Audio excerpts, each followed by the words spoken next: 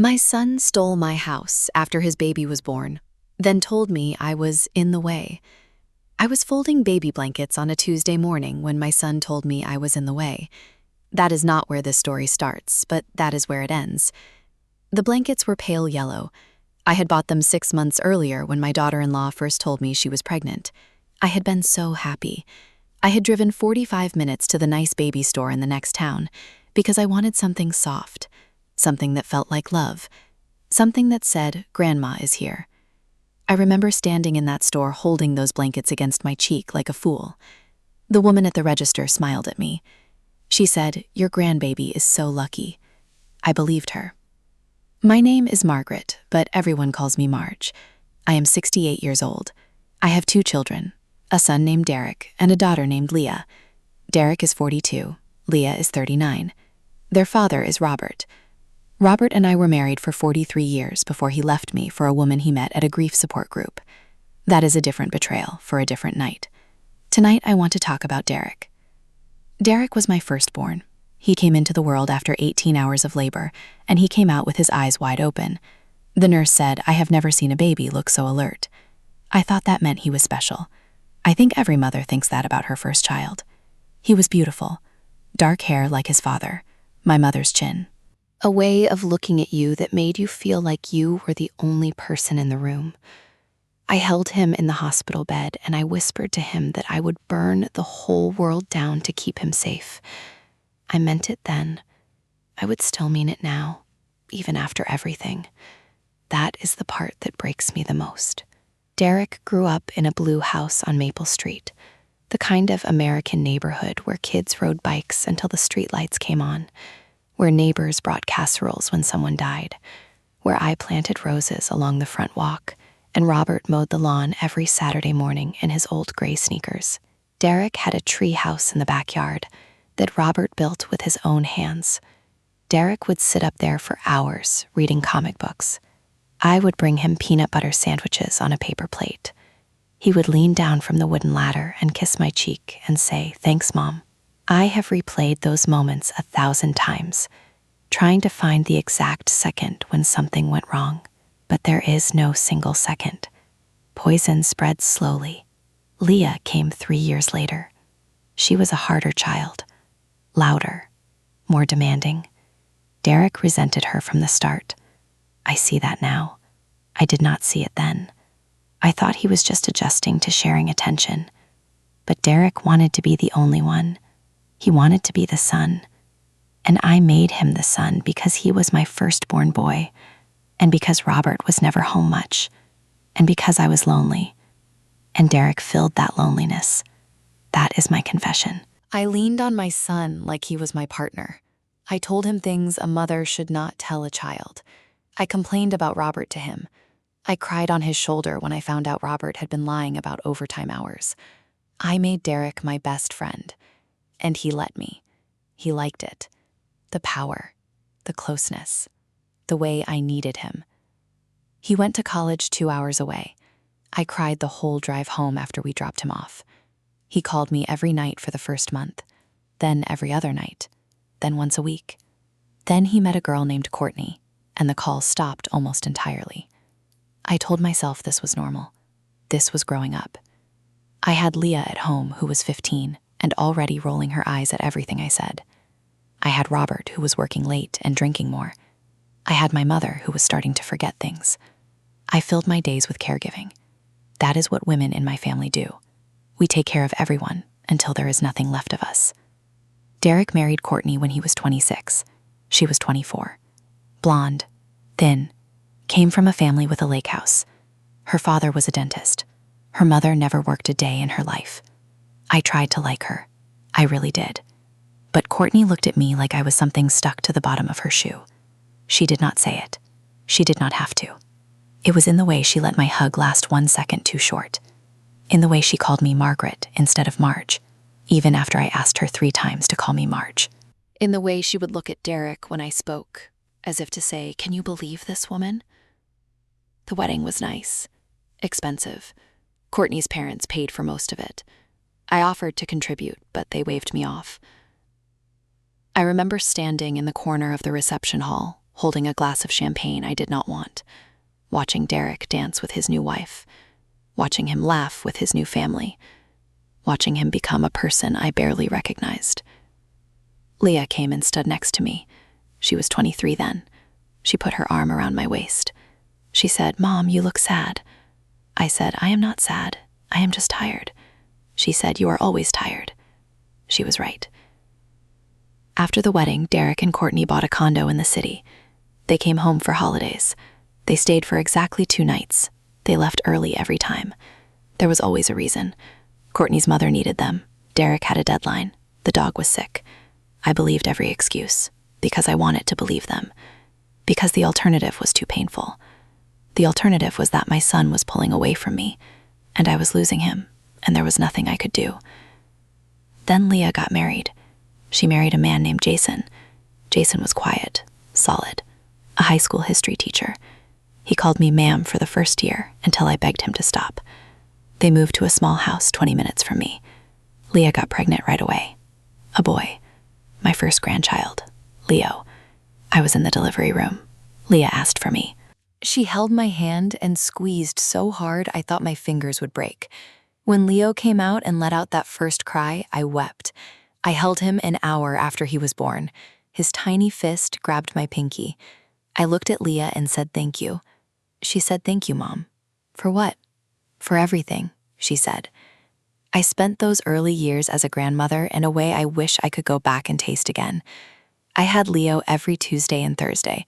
I took him to the park. I taught him how to blow on dandelions. I read him Goodnight Moon so many times I could recite it in my sleep. Leah went back to work part-time, and I was her village. I was the safety net. I loved every second of it. That is the cruel trick. I loved it. I would do it all again, even knowing what came next, because the love was real, even if the people giving it back to me were not. Derek and Courtney had trouble getting pregnant. They tried for years.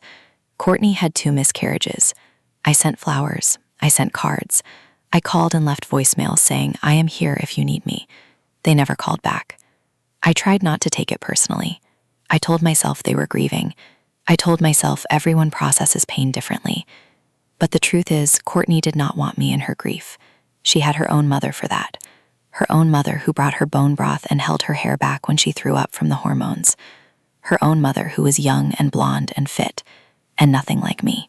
When Courtney finally got pregnant and stayed pregnant, Derek called me on a Tuesday evening.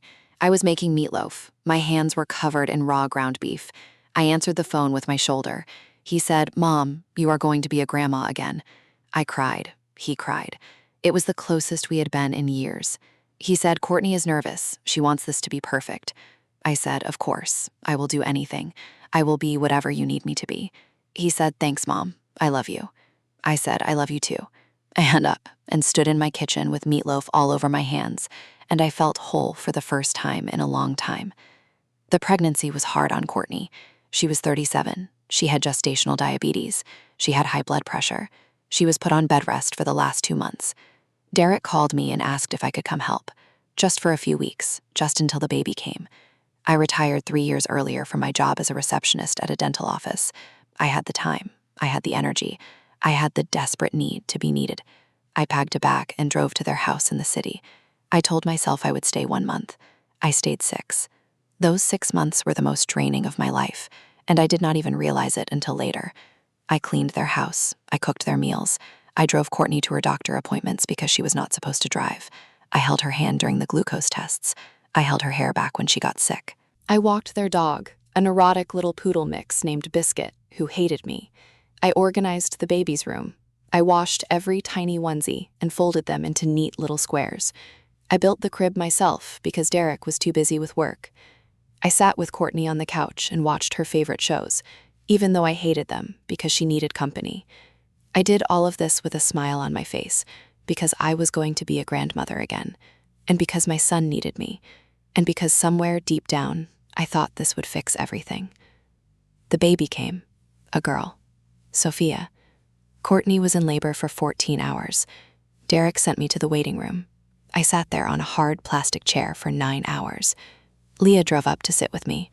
She brought coffee and trashy magazines. She said, "Mom, you look exhausted." I said, I am fine. She said, you are not fine.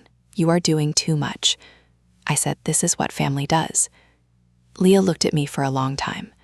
Then she said, family does not let family disappear. I did not know what she meant. I think she knew even then.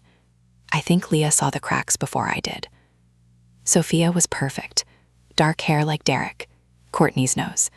She came out screaming and did not stop for 3 months. Colic, purple crying, whatever name they give to babies who seem to be in pain all the time. Courtney was overwhelmed. Derek was useless. He went to work and came home and locked himself in the home office and played video games. I watched my daughter-in-law rock Sophia for hours while Sophia wailed. I watched Courtney lose weight she did not have to lose. I watched her eyes go hollow. So I stepped in. I took night shifts. I walked the floor with Sophia from midnight to 6 in the morning. I sang old lullabies my mother sang to me. I rocked that baby until my arms went numb. And somewhere in that haze of sleeplessness and love, I lost myself completely. Derek sat me down one morning. Sophia was 4 months old. He said, Mom, we need to talk about the house. I thought he meant their house, the condo. They had been talking about moving, something with a yard, something with more space. I said, okay. He said, we want to buy a bigger place, but we need help with the down payment. We want to ask you for a loan. I asked how much. He said $100,000. I did not have $100,000. I had some savings. I had the house on Maple Street that was fully paid off. Robert and I bought it for $43,000 in 1982. It was worth about $300,000 now. That house was my safety net. That house was my retirement. That house was the only thing Robert did not take in the divorce, because I fought for it with a lawyer I could barely afford. Derek knew all of this. He grew up in that house. He climbed that tree. He scraped his knee on that driveway. He knew what it meant to me. I said, I do not have that kind of cash. He said, you have the house. You could sell the house. I said, where would I live? He said, you could live with us. You are already here. You are already helping with Sophia. It makes sense. We could all be together. A multi-generational household. It is very common now. Courtney's cousin does it. Her parents live with them. I said, I need to think about it. He said, okay. He kissed my forehead. He said, we love you, Mom. We want you close. We want Sophia to know her grandmother. I thought about it for 6 weeks. I called Leah. I told her what Derek proposed. Leah was quiet on the phone. Then she said, Mom, do not do it. I said, why not? She said, because Derek has never put you first, because Courtney barely looks at you, because you will lose your independence, because I know you, and you will give and give and give until there is nothing left. I got defensive. I said, you have always been jealous of Derek. She said, I am not jealous. I am scared for you. I said, I am a grown woman. I can make my own decisions. She said, fine. Then she hung up. She did not call me for 2 weeks. That was the longest we had ever gone without speaking. I made the decision on a Wednesday. I called Derek and I told him yes. I told him I would sell the house and give him the money for the down payment, and I would move in with them. He said, thank you, Mom. He said, you will not regret this. He said, we will take care of you. I believed him. I believed my son because he was my son, and because I wanted to believe him, and because the alternative was that I was making a terrible mistake, and I did not want to be alone. Selling the house on Maple Street took 4 months. I packed up 40 years of my life. Every photo, every ornament, every piece of china my grandmother left me, every baby tooth, every report card, every Valentine's Day card Robert gave me before he became someone I did not recognize. I cried in every room. I cried in the kitchen where I taught Derek how to make chocolate chip cookies. I cried in the living room where Leah took her first steps. I cried in the bedroom where I slept alone for the last 5 years of my marriage. I cried in the backyard, under the treehouse that was rotting now, because no one had used it in decades. The day I handed over the keys to the new owners was the hottest day of the year. I stood on the sidewalk and watched a young couple walk into my house. They had 2 little kids, a boy and a girl. The boy was holding a toy truck. The girl was holding her father's hand. I wanted to hate them, but they looked happy. They looked like we used to look, before everything went wrong. I got in my car and drove to Derek's new house, the house my money helped buy, the house where I would live now, the house where I would be safe. Derek and Courtney bought a 4-bedroom colonial in a nice suburb, the kind of neighborhood where people wave when you drive by. where kids play in the street, where everyone has a lawn service and a Peloton and a fridge full of LaCroix. My room was on the first floor, right off the kitchen. It was supposed to be a study, but they turned it into a bedroom for me. There was a window that faced the backyard, a closet, a small bathroom with a shower that had low water pressure. I hung my mother's painting on the wall. I put my favorite quilt on the bed. I arranged my photographs on the dresser. I told myself this was enough. This was more than enough. I was with my son, I was with my granddaughter, I was home. For the first few months, it was fine. Not good, fine. I took care of Sophia during the day while Derek and Courtney worked. I cooked dinner most nights. I did laundry. I cleaned the kitchen. I walked Biscuit, even though he still hated me. Courtney started going to hot yoga. Derek started going to the gym. They went out to dinner with friends on Friday nights. They did not invite me. I did not expect them to. I was the help. That is what I had become. I was not a grandmother living with her family. I was a live-in nanny who happened to share DNA with the baby. I told myself this was temporary. Sophia would start daycare eventually. I would have more time. I would find my own rhythm. I would join a book club. I would volunteer somewhere. I would make friends. But I never did, because I was tired all the time, because my knees hurt from carrying a 20-pound baby up and down the stairs, because my back ached from leaning over the crib, because my heart hurt from something I could not name. The first crack came 6 months after I moved in. I overheard Courtney on the phone with her mother. I was in the kitchen making Sophia's bottle. Courtney was in the living room. She thought I was upstairs.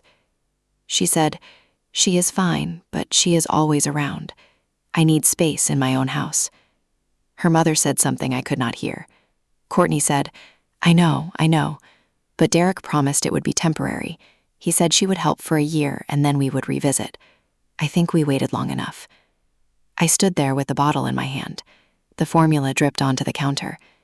I did not know what revisit meant. I did not know what they had discussed without me. I put the bottle in the fridge. I went to my room. I closed the door. I sat on the edge of my bed and stared at my mother's painting. I told myself I was overreacting. I told myself Courtney was just stressed. I told myself to be patient. The second crack came 2 weeks later. I found a real estate listing on Derek's desk. It was for a smaller house, a 2-bedroom ranch about 40 minutes away, in a town I had never heard of. I asked Derek about it that night. I said, "What is this?" He looked at the paper. His face did something strange, a kind of flicker. Then he smiled. He said, "Oh, just looking at investment properties, for the future." I said, "What future?" He said, "Nothing specific, just thinking ahead." I put the paper back on his desk. I did not believe him, but I did not push. I never pushed. That was my crime. I never demanded the truth because I was afraid of what the truth would sound like. Sophia turned 1. We had a party in the backyard, a bouncy castle, a cake shaped like a unicorn. Courtney's parents came, slept in months. I said, "Sophia still wakes up sometimes." Leah said, "Where is Derek?" I said, "He is outside." She said, "No, where is Derek in all of this? When is the last time he asked how you were doing?" I did not answer, because I could not remember. Leah took my hands. She said, "Mom, I am going to say something and I need you to really listen. Derek and Courtney are planning to sell this house. They are planning to move to a smaller place, a place without a room for you." I said, "That is not true." She said, "I heard Courtney talking to her mother at the party. She did not see me standing on the deck." She said, "They are going to tell you next month. They are going to say they need the money for Sophia's school. They are going to say they love you, but they need their own space. They are going to make you feel like it is your idea." I told Leah she was wrong. I told her she was causing drama. I told her to stop trying to turn me against my son. I said things I regret, cruel things. I said, "You have always been jealous of Derek." I said, "You never had to work as hard as he did." I said, "Maybe you should focus on your own marriage instead of trying to sabotage mine and Derek's relationship." Leah did not cry. She just looked at me with this terrible sadness. She said, "Okay, Mom." She kissed my cheek. She went back to the party. She did not speak to me for 3 months after that. I was alone in my room that night. I heard Derek and Courtney whispering in the kitchen. I pressed my ear to the door. I could not make out the words, but I heard my name, Margaret, and I heard the word soon. They told me on a Sunday. Derek came to my room after breakfast. He sat on the edge of my bed the way he used to when he was a boy. He said, "Mom, we need to talk." I said, "Okay."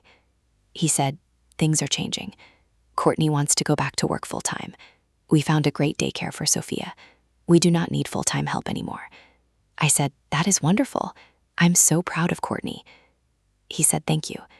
Then he said, "We also need to talk about the living situation." I felt my chest get tight. I said, "Okay." He said, "We love having you here. You have been amazing. But we think it is time for you to have your own place again. You deserve your own space. We found a little apartment. It is about 45 minutes from here. It is affordable. We can help with the first few months of rent." I looked at my son. I looked at the man I had breastfed, the boy I had driven to soccer practice, the teenager I had stayed up with when he had his heart broken, the adult I had given my house to. I said, "Derek, I gave you everything." He said, "I know, Mom." I said, "I gave you my house." He said, "You gave us a loan. We will pay you back. We just need some time." I said, "When?" He said, "Soon." I said, "You said soon 6 months ago." He said, "Mom, please do not make this harder than it already is." That was the moment. That was the explosion. Not a single event. Not a screaming fight. Not a dramatic reveal.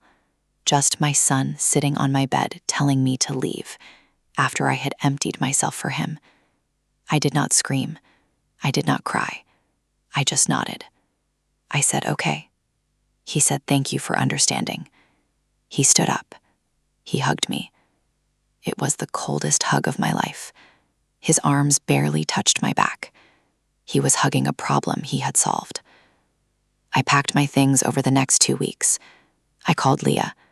She answered on the first ring. I said, "You were right." She said, "I know." I said, "I am sorry." She said, "I know that too." She drove up to help me pack. We did not talk much. We just worked. She wrapped my mother's painting in bubble wrap. She folded my quilt. She packed my photographs. Derek and Courtney stayed out of the way. Courtney took Sophia to her mother's house. Derek went to work early and came home late. On my last night in that house, I sat in my room and looked out the window at the backyard. There was a swing set Derek had bought for Sophia. She never used it. She was too young. I watched the wind push the empty swing back and forth, like a clock counting down something I could not name. The apartment was small, 1 bedroom, a kitchenette, a bathroom with a shower that did work. It was on the 2nd floor of a building that had a laundromat on the ground floor. The hallways smelled like cigarette smoke and cat food. The neighbors were young, students maybe. They played loud music at night. I did not complain. I did not have the energy to complain. I unpacked my boxes. I hung my mother's painting on the wall. I put my quilt on the bed. I arranged my photographs on the dresser. I looked at a picture of Derek when he was 7 years old. He was holding a fish he had caught at summer camp. He was so proud. He was so beautiful. I put the picture face down. I could not look at him anymore. Derek did not help with the rent. He said he would. He said soon. The 1st month passed, then the 2nd. I called him after the 2nd month. I said, "Derek, I need the rent money." He said, "Mom, things are tight right now. Courtney is not working as many hours. We have daycare. We have the mortgage." I said, "You promised." He said, "I know, but things changed." I said, "Everything changed." He was quiet. Then he said, "I have to go. Sophia needs me." He hung up. I sat in my apartment. The walls were thin. I could hear the neighbors arguing about something stupid. Who left the milk out? Who forgot to pay the cable bill? Normal fights. Ordinary fights. Fights between people who still cared enough to fight. I got a job, part-time, at a craft store. I was 67 years old, folding fabric and stocking shelves with glitter glue. The manager was a girl named Brittany, who was 23, and called me Marge, even though I asked her to call me Margaret. The customers were fine. Most of them were older women like me, women who were alone, women who wore wedding rings on fingers that had been abandoned. I saw them in the aisles. I saw myself in them. We smiled at each other. We did not speak. What was there to say? Leah came to visit every Sunday. She brought Leo. Leo was 8 now. He did not understand why I lived in a small apartment instead of the big house on Maple Street. He asked me once. I told him Grandma wanted to change. He said, "Do you like it here?" I said yes. He said, "You seem sad." I said, "I am not sad. I am just old." He said, "Grandma, you are not old." He hugged me. He smelled like grass and soap and childhood. I held on too long. He did not pull away. Christmas came. Derek did not invite me to his house. He sent a text. It said, "We are keeping it small this year, just immediate family. Hope you understand." I did not respond. I spent Christmas with Leah and Jason and Leo. It was nice. Leah made a ham. Jason made his famous mashed potatoes.